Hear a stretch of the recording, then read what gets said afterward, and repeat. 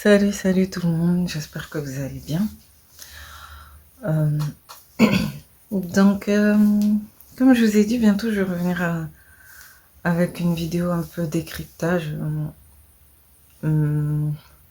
Encore une autre vidéo décryptage dans laquelle je vais analyser deux, trois vidéos intéressantes que j'ai vues d'un mouvement américain qui s'appelle les Hebrew Israelites.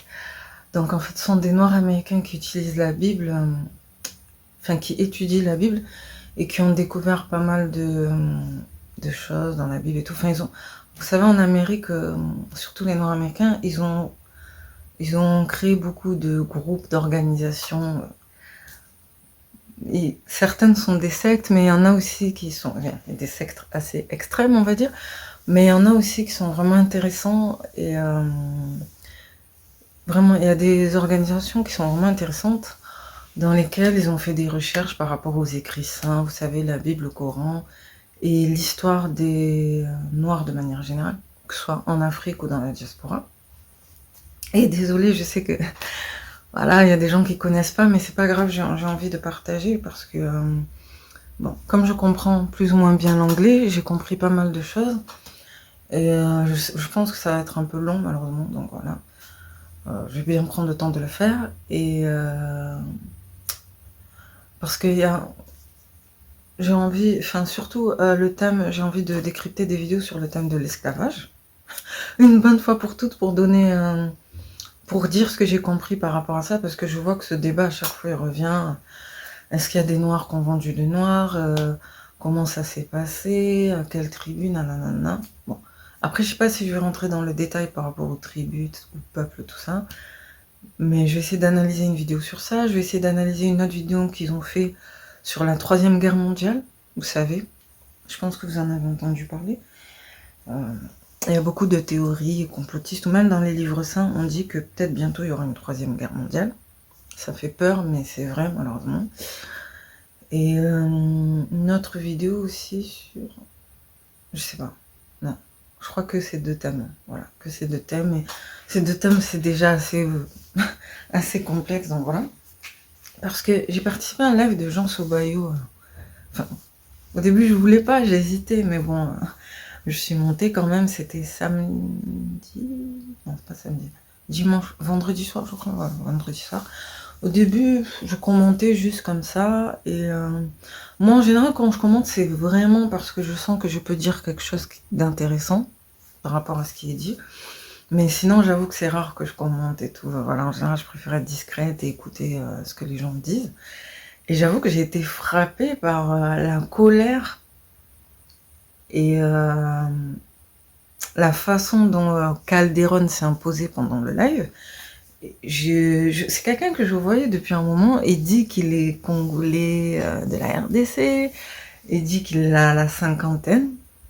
Mais moi, je le voyais, je crois sa chaîne avant, c'était Chris Opium, un truc comme ça. Il avait une casquette comme ça et il se filmait dans le noir. Et bon, bref, je comprenais un peu parce qu'il parlait en anglais et tout.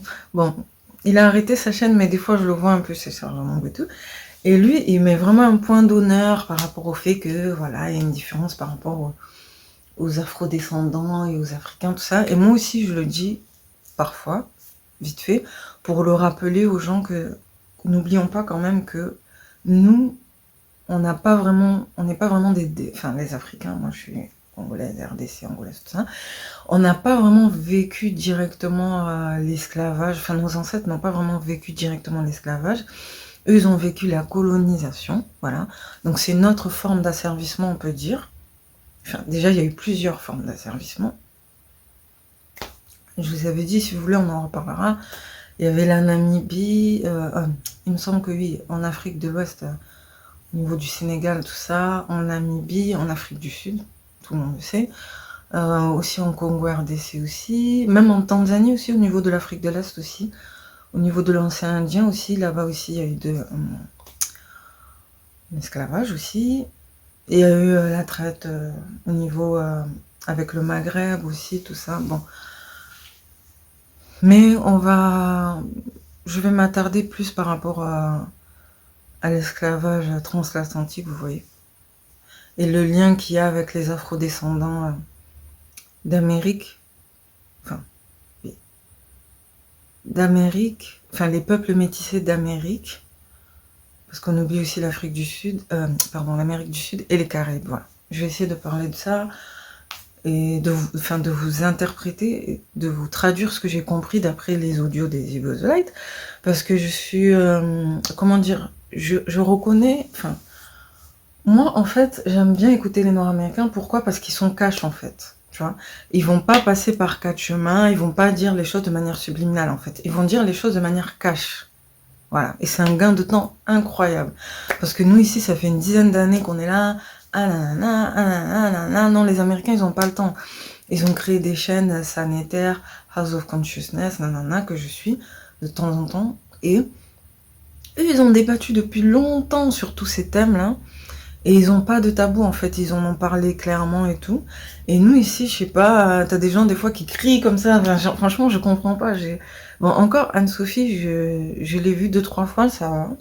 J'ai écouté, elle s'est bien exprimée. Mais Calderon, lui, c'est pas la première fois que je le vois crier, s'énerver comme ça. Et donc, limite, ça m'a fait un peu de la peine pour monsieur Jean Sauvaillot. Parce que quand même, c'est quand même courageux de sa part de traiter de certains sujets, de laisser beaucoup de gens venir parler, s'exprimer, même des gens un peu bizarres parfois. Et bon, après, il s'est excusé, mais... et après, il a dit, ah, vous allez voir la prochaine fois, nanana. Bon, bref, c'est trop bizarre. Alors que tu vois, les Américains, ils vont pas, j'ai remarqué, eux, ils sont pas comme ça, tu vois. S'ils ont un truc à te dire, ils vont te le dire, en fait. Je sais pas, j'ai l'impression que c'est que en Europe, surtout en France. Voilà, il y a beaucoup de choses qui se font de manière hypocrite, en fait. C'est dommage. Parce que c'est comme maintenant, on voit plein de gens qui disent des choses, nanana, mais pourquoi à l'époque, ils en parlaient pas, tu vois. Je sais pas, bon, bref, c'est pas... Donc, je vais essayer de faire bien une vidéo complète par rapport à ces sujets. Et après, j'ai rien contre lui, hein, mais c'est juste que des fois, je le vois comme ça, je me dis, waouh, waouh. Genre, le gars, il est chaud bouillant quand même, hein. Franchement. Bon, bref. Donc, en gros, moi, je sais de quoi il parle. J'ai fait beaucoup de recherches par rapport à ça. Je sais pourquoi il est aussi intransigeant par rapport à ça. Au début, je comprenais pas, moi aussi, j'ai compris. Maintenant. Après, j'ai un peu de doute parfois sur son identité, mais ça, c'est une autre chose. Bon, bref, voilà, j'essaierai de faire une vidéo complète par rapport à ce que j'ai compris par rapport à ça. Parce que je vois qu'il y a beaucoup de gens qui tournent autour du pot, nanana. Et bon, après, peut-être on ne sera pas vraiment d'accord, mais on verra. Peut-être même je ferai un live sur ça et je laisserai des gens donner leur avis ou poser des questions, je vais voir. Là, j'ai pas trop le temps, mais je vais... Et donc aussi, après, il y a eu 3 parties en fait. Au début, on était censé parler de l'excision, ça a duré qu'1 heure. Après, pendant 2 heures, on a parlé de l'esclavage et du fait qu'il y ait des noirs qui aient vendu d'autres noirs, nanana. Enfin, c'est un sujet assez tragique, hein, c'est important. Donc c'est pour ça qu'à chaque fois, souvent, ça revient dès qu'on en parle. Après, en 3e partie, on va dire, on a parlé de tout ce qui était religion importée en Afrique. Les noms donnés à certains Africains, des noms francisés, anglophones qu'on a donnés aux Africains. Et donc moi-même, je vous l'ai dit, hein, moi aussi dans ma famille, surtout du côté de ma mère, il y a des personnes, qui ont des noms vraiment qui sont issus du vieux français. Vous voyez, vraiment, c'est des noms limite belges en fait, vraiment du vieux français. On a des tontons qui s'appellent Floribert Simba, Marcel, Antoine, vraiment jusqu'à mon arrière-grand-père, tu vois.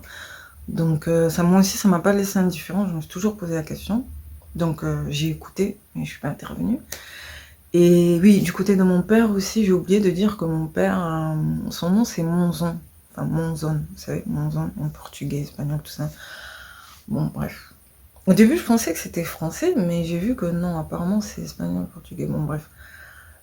Donc, Angola, afro-portugais, tout ça. Bon, bref, peut-être j'en reparlerai dans un live, là, j'ai pas trop le temps. Mais c'est vrai que c'est intéressant de voir pourquoi... on pourrait se demander pourquoi, même après la décolonisation, nos arrière-grands-pères, grand-mères et tout, ils ont continué à donner des noms francophones. Voire même, ils faisaient les deux. Ils donnaient un nom francophone et un nom africain. Bon, bref, c'est un peu bizarre. Donc, si vous voulez, on en reparlera. Et en 4e partie, après, on a fait une conclusion. On a parlé du terme noir, est-ce qu'on doit s'appeler noir? J'ai vu que même Hernan de Afro Noblesse avait parlé de ça aussi, de est-ce qu'on doit s'appeler noir, sachant qu'il y a plein de connotations négatives derrière le mot noir. Est-ce qu'on ne devrait pas s'appeler plutôt afro? Mais moi, j'ai dit que malheureusement, les choses ont été faites comme elles sont. Voilà, ça fait depuis des années qu'on utilise les mots noirs, blancs, rouges, jaunes, tout ce que vous voulez. C'est triste, mais ce sont des séquelles qui sont... Enfin, ce sont des choses qui sont restées. Et on doit faire avec. Et je pense enfin, j'ai dit aussi qu'il ne faut pas être trop pessimiste. Voilà, on doit jouer avec nos cartes, même si on n'a plus vraiment... on peut pas changer certaines choses, mais c'est pas pour autant que, voilà, parce qu'on est appelé noir, forcément, on s'en sortira jamais et tout. Enfin, bon, bref, j'ai parlé de ça, nanani. Après, il y a un moment aussi où on a parlé des religions, au niveau de... entre 2h30 et 3h, je crois, de vidéo, parce que c'est très long. Et moi, par contre, je suis pas d'accord avec le fait que... C'est le seul truc sur lequel je crois que je suis pas trop d'accord avec monsieur Jean Soubayo, c'est qu'il dit que oui, c'est pas normal, c'est inadmissible qu'il y ait encore du christianisme et de l'islam en Afrique. Parce que, bien sûr, moi je le sais aussi, je comprends, je vois ce que vous voulez dire, parce qu'il y a des pasteurs et des... Bon, les imams un peu moins, je pense, mais il y a des pasteurs vraiment qui exagèrent. Voilà. Surtout au Congo, tout ça, en Afrique centrale, il y a vraiment des pasteurs qui abusent avec l'évangélisme et tout ça. Qu'on appelle Rokia d'ailleurs en islam, ben, il y a des églises évangélistes et tout en Afrique centrale qui abusent avec ça, qui endettent des gens, qui profitent de la faiblesse des gens pour leur faire croire des trucs, pour les exploiter. Voilà, il y a vraiment pas mal de choses sombres par rapport au christianisme en Afrique. Enfin, oui, je sais qu'il y a des guerres aussi entre des populations chrétiennes et musulmanes, et c'est vraiment triste. Mais je pense que c'est pas non plus une raison pour diaboliser les textes saints, les écrits et tout, parce que même si, oui, il y en a, ils vont dire, oui, il y a des textes qui ont été utilisés pour mettre en esclavage des populations et tout, mais à chaque fois j'essaye de le redire, je le disais même à l'époque, c'est pas parce que des choses ont été détournées ou mal utilisées que tous les livres sont mauvais, tu vois. Ce n'est pas le livre en soi qui est mauvais, ce sont les personnes qui ont utilisé ces livres d'une mauvaise manière qui sont mauvaises, en fait, on va dire. Mais ça veut pas forcément dire que les textes en soi sont mauvais, parce que moi, j'ai vu pas mal de choses par rapport à la fin des temps, par rapport à la fin du monde, par rapport à la Troisième Guerre mondiale, par rapport à ce qui est en train de se passer en ce moment. Et même Rudolf, je suis pas d'accord avec tout ce qu'il dit, mais même lui, à un moment, il a dit... bon, lui, il a dit qu'il était chrétien et tout, et que si vous regardez bien, la plupart des Occidentaux, des Européens sont athées, et ils se portent pas forcément bien. Enfin, c'est pas forcément bien non plus d'être athée, en fait. Vous voyez, donc... Et nous, je pense qu'on a ce truc qui fait qu'on est très spirituel, en fait. Les Noirs, de manière générale, sont très spirituels, sont au moins croyants. C'est très rare de voir... Il y en a, mais c'est très rare quand même de voir des Noirs athées. Et moi, je crois à la fin des temps et tout. Je peux même vous mettre une sienne que je viens de voir sur la fin des temps. Et ce qui risque de se passer en France, en Europe de manière générale, et même dans le monde, après la Troisième Guerre mondiale, et ça fait peur. Enfin, je sais qu'il y a des gens qui sont pas croyants, mais là, à l'heure actuelle, il se passe beaucoup de choses qui font que il ne faut pas sous-estimer la Bible, le Coran et tout, parce qu'il y a beaucoup de vérités, beaucoup de choses intéressantes qui ont été prédites, en fait. Ce sont des prophéties, il y a beaucoup de prophéties. Et bon là, ça serait trop long à vous expliquer, mais il y a vraiment beaucoup de prophéties dans les livres saints.